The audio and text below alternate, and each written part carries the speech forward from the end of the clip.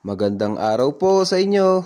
Ngayon nga pala ituturuan ko kayo kung paano gumawa ng simpleng bouquet at kung paano makatipid ng balot pero elegante. Gumamit nga lang pala ako dyan ng dalawang pambalot at ginamit kong bulaklak ay ang lilium, meron din baby rose, daisy, astoma at limonium. Ang pambalot nga pala ay hinati ko lang sa 8. 60 real lang pala yung bouquet na gagawin ko. Tuwang-tuwa nga yung mga customer. Dahil malaking tignan nga pero kayang-kaya ng budget nila.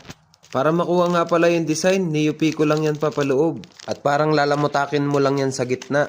Magandang pambalot talaga na gagamitin ay yung double color. Or yung double face. Para kitang-kita nga yung design ng pambalot. Pasensya na nga pala kayo kung ganito ako magsalita kasi minsan ako'y nabubulol. Na para bang nagrarap tapos hindi mo maintindihan. Kaya sa mga nakakakilala sa akin, alam nyo na kung paano ako